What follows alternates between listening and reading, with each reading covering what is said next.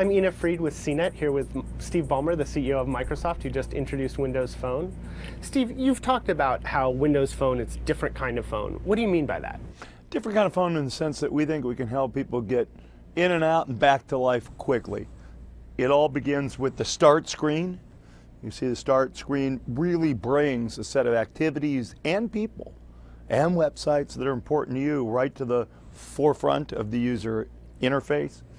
It starts with being very personal. We have devices of various shapes and forms, keyboards, no keyboards, AMOLED screen, very durable devices, machines that are, or phones that are optimized with surround sound and Dolby sound. So you get a wide variety of choices and yet a consistent, delightful user interface that's about you. Now, for the holiday season, people really, in the US, will have the choice of two carriers. You guys won't be on CDMA till next year. Is that a big deal? Do you think you'll be able to convince consumers they want a different carrier than they might otherwise?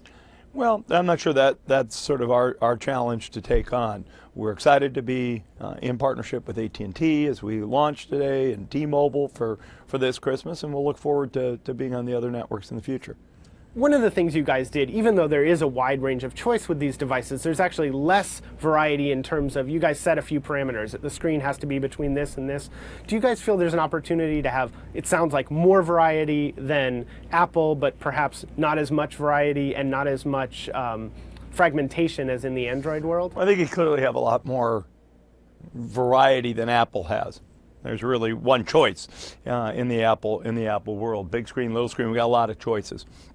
I think the problem, if you don't have a minimum kind of standard, is the brand means nothing to the user. Our brand means something to the user. It means something to the developer. It implies a certain level of consistency and high quality, which I think is important for the Windows Phone. What do you do on the phone? What are the things that matter the most to you that you're like, I want to do this when I'm using the phone, and I don't really want to do X, Y, or Z?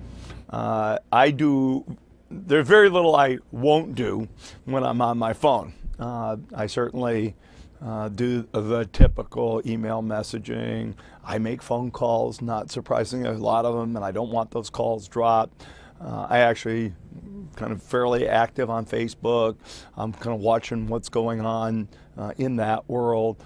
I do, in fact, travel a lot, so the fact that I can kind of take my office with me is important, and I can take some videos to watch and music to listen to. It's all great for me, actually, as a mobile person. Are there things that you think we'll be doing on our phones a couple of years from now that we don't do today that you guys want to be positioned to do well in the future? Yeah, I think we're going to see a continual evolution in the way these things interact. I mean, this will be a projector someday, hold it up or put it down on the kickstand and project. We'll be able to more and more with sensors to capture images, and you see what we've done with Xbox Kinect. You can let your mind run wild on kind of what that might be in the context of a mobile device. So I see a lot of opportunities. The phones are getting more and more powerful. Clearly they have the power that a PC had several years ago, while PCs have gotten more and more powerful. Do you think there's going to be a day where most of us for our computing are going to connect something that size to a keyboard and monitor and call that our computer? Or do you think the PC keeps getting more and more powerful and holding a role in and of itself? I think at the end of the day, you can't draw big islands. I think there's a lot of things that people love about their PCs that we will take down into smaller screen devices, and there's a lot of things about the smaller screen, the phone devices, that people want to bring up. And the key for us as a participant in both aspects and with a great body of technology is to really kind of span that set of needs. The question I get asked the most is, what is Microsoft thinking about tablets? I mean, clearly you guys have had tablets on the market since 2003. They're a little surprised that the iPad's now been out there almost a year and we haven't seen sort of that direct competitor. You said at the financial analyst meeting, it's priority number one. How long do you think it takes to answer that question, to have something that directly competes? Like I said, you'll see a set of things from our partners, essentially, around the holiday, and then we get an enhancement, which I highlighted, from Intel, which will be very valuable as we get their next generation Oak Trail processors, also an important part of our roadmap. What kinds of things do you think people want to do on a device of that type? Do they want a full PC experience? Do they want just a phone with a big screen? When you think about that? Yes. People want everything they can do on their PC and more. They want long battery life, yes. They want instant on, and they want everything they can do on their PC. They really want all of those things. And today, there's a set of compromises. They want a variety of hardware form factors, with a physical keyboard, without a physical keyboard. People really want choice and diversity, I think, in the form factors. And we're working hard to provide what we think is the solution that people want. And I know others are too, and that's why competition's a great thing. You've got a few other things you're putting on the holiday shopping list, Kinect, the motion controller for Xbox.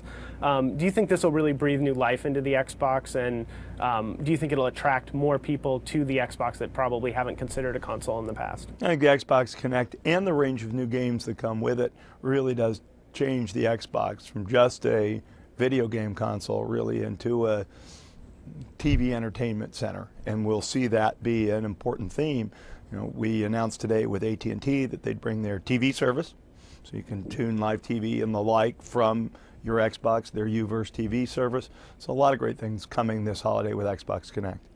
You guys have talked for a long time about bringing together the connected entertainment experience. So you should be able to, have that same content, buy it once, have it appear everywhere. How close do you think we're getting to that, and how do you feel about where Microsoft is positioned vis-a-vis some of the competitors in sort of bringing that consistent entertainment experience in different places? Well, with Zune on the Windows Phone, with Zune on the Xbox, with Zune on the PC, with Uverse on the Xbox, with Uverse on the PC, with Uverse on the set-top box and the phone, I think we're getting very, very close. I don't think anybody's really tackled TV very well yet, and that's a place where I think we're a little bit in front of the game.